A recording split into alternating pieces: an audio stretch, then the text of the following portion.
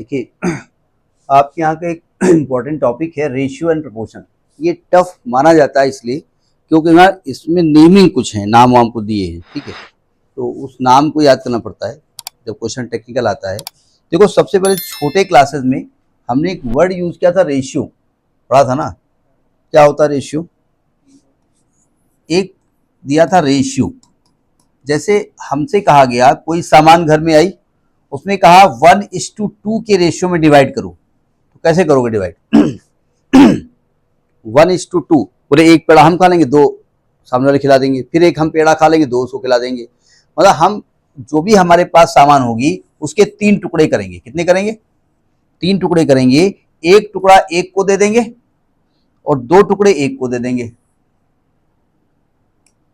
2 टुकड़े एक को दे देंगे, ये वाले दो, ठीक। वो इसमें बन नहीं पा रहा, तो ये 1:2 का रेशियो हुआ। जैसे कोई सामान आपके पास है और आपसे कहा गया कि भाई 3:5 में बांट लीजिए, तो कहीं काउंटिंग नंबर वाली चीज है तो 3 पेड़ा हम खा लेंगे, 5 पेड़ा उसको दे दें। पेड़ा से मुझे याद है, मैं एक दिल्ली का स्टूडेंट पढ़ाते थे, उसको पेड़ा नहीं मालूम था। यू डोंट नो पेड़ा? बोले आई डोंट नो पेड़ा, नहीं मालूम होगा। तो 3:5 में कैसे करेंगे? काउंटिंग में है तो 3 पेड़े हम खा लेंगे, 5 पेड़े उसको खिला देंगे, मतलब मिठाई के टुकड़े। जनरली वैसे क्या करेंगे? वैसे कुल कितने टुकड़े करेंगे इसके? 8 टुकड़े करेंगे, 8 ढेर लगा देंगे, ऐसे 8 ढेर, 2 3 4 5 6 7 8। 8 में से 3 ढेर हम ले लेंगे और 5 ढेर सामने वाले दे देंगे, उल्टा कर देंगे। तो ये तो हमने रेशियो पढ़ा है, लेकिन टॉपिक क्या है? प्रपोर्शन। प्रपोर्शन कहता है कि अगर दो रेशियोज इक्वल हैं, अगर दो रेशियोज A:B और C:D ये इक्वल हैं, तो हम कहेंगे ABCD are in proportion, are in proportion, ये कहा जाता है।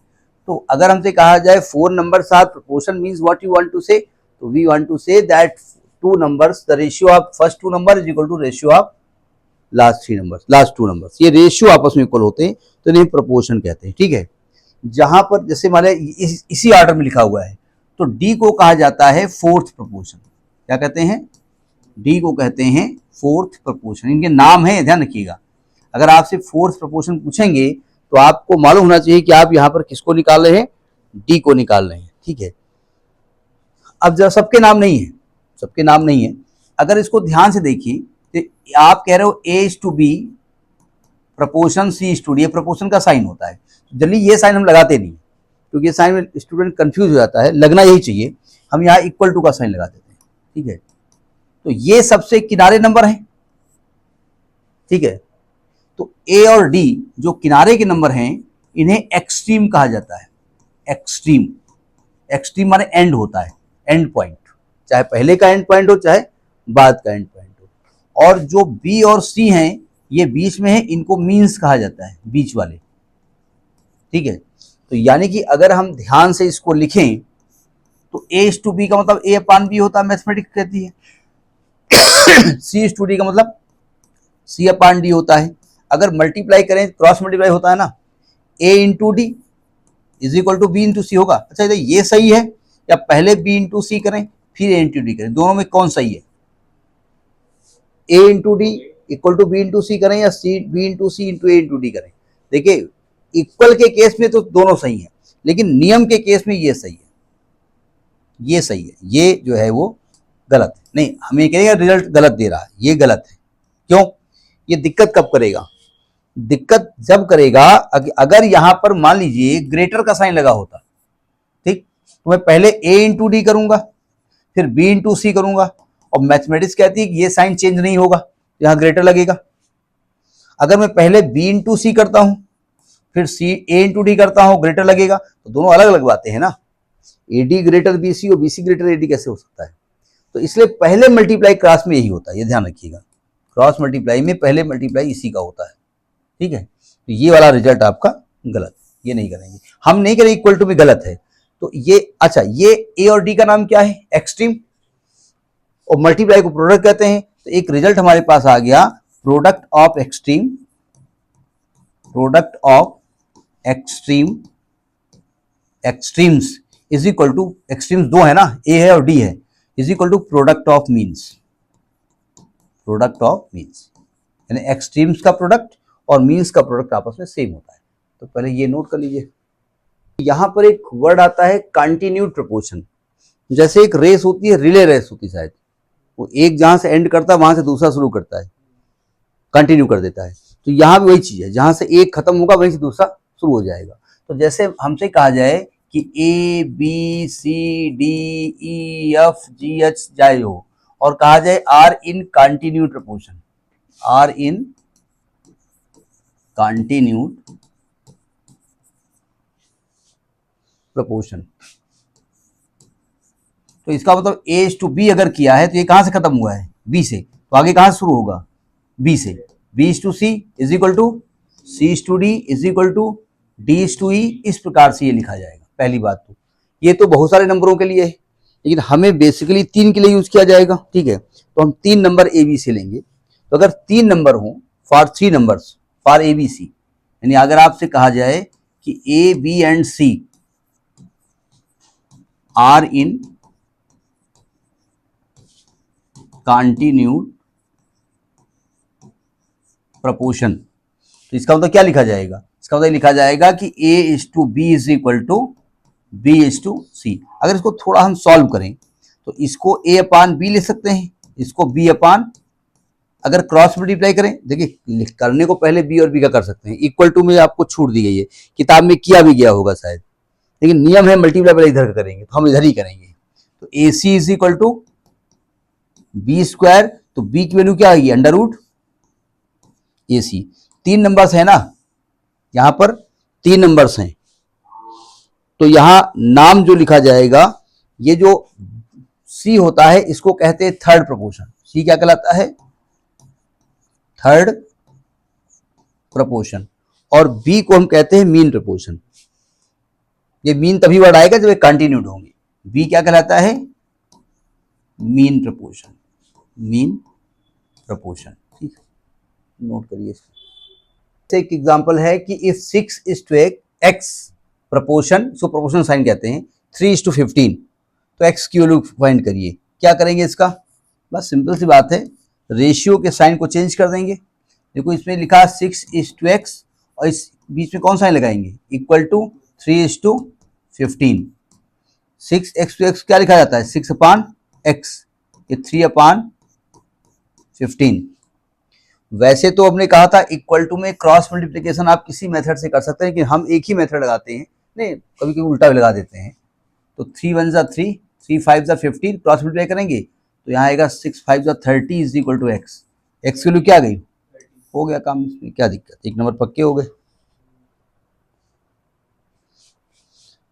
जैसे हो गया, नोट कर लिया ना। जैसे एक और एग्जाम्पल लिखते हैं, जैसे ये एग्जाम्पल है, find fourth proportion of 3 5 and 27।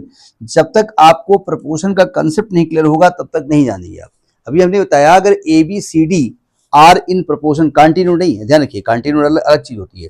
अगर A B C D are in proportion, तो डी को हम क्या कहते हैं, फोर्थ प्रपोर्शन।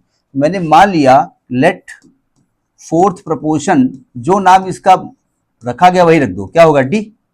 तो इसका अगर फोर्थ प्रोपोर्शन ये है तो आप क्या कहेंगे, 3 5 27 and D are in proportion, ये प्रपोर्शन में हो गए ना, प्रपोर्शन। तो इसका मतलब 3 is to 5 is equal to 27 is to D. अब सिंपल मैथमेटिक्स लगा दीजिएगा, 3 इज टू 5 का मतलब होता है 3 upon 5 is equal to 27 upon D. Cross multiply करिए तो 3d is equal to 27 into, जानबूझ मल्टीप्लाई नहीं किया, जब d की वैल्यू निकालोगे तो आएगा 27 इंटू 5 अपान 3, 3 9 27। x की वैल्यू क्या आएगी, d की वैल्यू क्या आएगी, हमने x लिख दिया क्या कहीं, ठीक, तो d की वैल्यू आ गई 9 से 45 45, हो गया।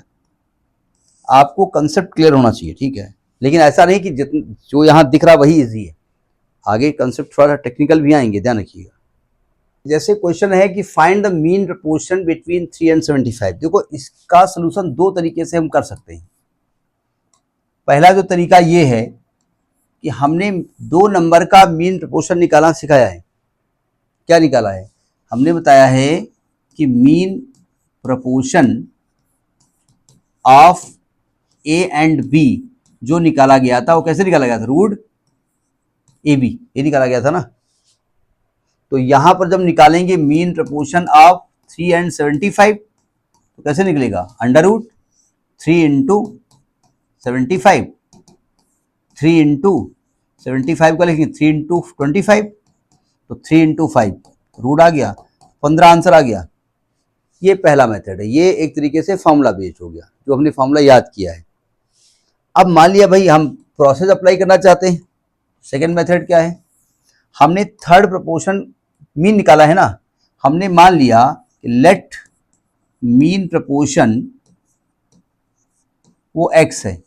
अगर मीन प्रपोर्शन है तो भैया वो इसके बीच में आएगा, ठीक है। इसका मतलब ये क्या लिखा जाएगा, इसका मतलब आप ये कहना चाहते हो कि 3 और 75 के बीच में x लगाने पर ये कायम हो जाते हैं, are in continued proportion, continued proportion. अगर एक कॉन्टिन्यूड प्रोपोर्शन में है मतलब क्या है, 3/3 is equal to x is to 75, इसका मतलब ये आएगा 3/x is equal to x/75, cross multiply करेंगे तो 3 into 75 is equal to x square. तो जब x का मान निकालेंगे तो आएगा अंडर रूट 3 इंटू 75, तो 15 आ जाएगा। तो एक्चुअली मेथड तो ही होना चाहिए, मतलब ये चाहते हैं ये मेथड आप ये लगाइए, लेकिन अगर आप वो भी लगा देते हो तो गलत नहीं होगा, कोई सही माना जाएगा, ठीक है, नोट करिए। मैं एक क्वेश्चन लेता हूं, ये find the numbers such that the mean proportion is 24 and third proportion is 192। यानी आपको नंबर्स निकालने हैं, दो ही निकालने होंगे, दो ही के बीच में होता है, जिनका मीन प्रपोर्शन 24 है और थर्ड प्रपोर्शन 192 है। हमने फिलहाल मान लिया let x and y be the numbers, ये नंबर्स मान लिए। सिंपल सी बात है, आप दो चीजें निकालनी है तो दो कंडीशंस होनी चाहिए। तो फर्स्ट कंडीशन क्या कह रहे हैं कि इनका जो मीन प्रपोर्शन है वो 24 है, मीन प्रपोर्शन जो है वो 24 है। बताइए x और y का मीन प्रपोर्शन कैसे निकलेगा, है ए अपन रूट एक्स वाई। अब डायरेक्ट लिखेंगे, रूट एक्स वाई जो दिया है वो दिया है 24, तो भैया रूट कैसे हटेगा, स्क्वायरिंग बोथ द साइड करेंगे, इधर आएगा एक्स वाई और 24 का स्क्वायर 576, ये पहला क्वेश्चन आ गया। सेकेंड केस क्या कह रहा है, सेकेंड केस कह रहा है कि इनका जो थर्ड प्रपोर्शन है, इनका जो थर्ड प्रपोर्शन है वो 192 है, थर्ड प्रपोर्शन वो 192 है। थर्ड प्रपोर्शन 192 करने का मतलब ये हुआ जाकर के कि दैट इज, ये कहना ही चाहते हैं कि x कामा y और कामा 192 ये काहे में हो जाएंगे, are in continued proportion, continued proportion. तो इसका मतलब क्या कह रहे हैं, x is to y is equal to y is to 190, यही कह रहे हैं ना। इसका मतलब जब हम इसको सॉल्व करेंगे तो x upon y is equal to y upon 192, cross multiply करेंगे तो आएगा y square is equal to 192x। तो या तो x का मान यहां से निकालो, तो अब y का निकालेंगे रूट में आएगा, तो बेहतर ये है कि यहां से x का मान निकालो। तो यहां से x की वैल्यू क्या निकलेगी, अब ये नहीं कहना आपने पहले इसका मल्टीप्लाई कर दिया, कोई दिक्कत नहीं, उन्हें नियम बता दिया कि मल्टीप्लाई इसका नहीं होना चाहिए। x की वैल्यू क्या आएगी, वाई स्क्वायर अपान 192। इस x को उठाओ और इक्वेशन नंबर 1 में रख दो, putting the value of x, उसे पुटिंग वर्ड गलत होता है, putting the value of x in equation 1 थी क्या, 1 थी x into y is equal to 576, x की वैल्यू क्या है, y square by 192 into y is equal to 576, तो वाई क्यूब हो जाएगा ना, तो आएगा y cube is equal to 576 into 192, तो वाई की वैल्यू आएगी cube root of 576 into 192। Cube root निकालने का मेथड क्या होता है, इसके टुकड़े करिए और तीन तीन टुकड़े में से एक टुकड़ा बाहर निकलेगा, ठीक है, टुकड़े करके लिखो। हमने जानबूझ करके 576 के ज्यादा टुकड़े नहीं किए, 24 इंटू 24 किया, बाद देखा जाएगा। 192 को जब किया तो आ गया 2 इंटू 2 इंटू 2 इंटू 24, ज्यादा ठीक रहा है, ठीक है। फायदा क्या हुआ कि ये जो तीन टुकड़े दो के है ना, इनका 2 बाहर निकल आया और ये 24 24 24 का एक 24 बाहर निकल आया, तो y की वैल्यू क्या आ गई, y की वैल्यू आ गई 48, तो एक वैल्यू तो आपको निकल आई भाई। अब x कैसे निकालें, तो x की वैल्यू क्या है, y square upon 192, as x is equal to है वाई स्क्वायर अपॉन 192, मतलब x की वैल्यू है 48 इंटू 48 अपॉन 192 को अभी हम टुकड़े किए हैं 2 इंटू 2 इंटू 2 इंटू 24, जानबूझ के लिख रहा हूं मैं, 24 दूना 48 ये हो गया, और 2 दूनी 4 दूनी 8, 8 सौ 32, 8 5 8 48, तो x क्या निकल आएगा, x निकल आएगा 12, निकल आया, यही निकालना था आपको। एक तो वो आपसे जानना चाहते थे कि आपको थर्ड प्रपोर्शन मीन प्रपोर्शन का ज्ञान है कि नहीं ज्ञान है, और वो ही जानना चाहते थे इस प्रकार का कैलकुलेशन करने के आप आदी हैं कि नहीं है, ठीक, नोट करिए इसको। एक और क्वेश्चन, ये आईसीएसई 2013 में इसी टाइप का पूछा गया था। जब पेपर हम बनाते थे आईसीएसई का, जब होम एग्जाम का, जब बोर्ड एग्जाम में आता था तो पेपर लगभग सेम आता था, हिस्ट्री का नहीं आता था, तो हमारी जो प्रिंसिपल मैडम थी वो हिस्ट्री वालों को देखिए वाजपेयी सर को, वाजपेयी सर का पूरा पेपर हुआ है, अब उनको कौन बताए, पेपर तो वही आने वाला है, रेशियो प्रोपोर्शन आने वाला है, हाइट एंड डिस्टेंस आने वाला है, शेयर एंड डिविडेंड आने वाला है, डिजिट चेंज हो जानी है, वो तो आएगा ही, तो वो हिस्ट्री वाला कहे सर ये बताइए आपके पेपर में तो वही आता ही है, अब इनको कौन समझाए। क्वेश्चन कह रहा है 4 नंबर दिए हैं 10, 18, 22, 38, 10, 18, 22 एंड 38, 22 एंड 38।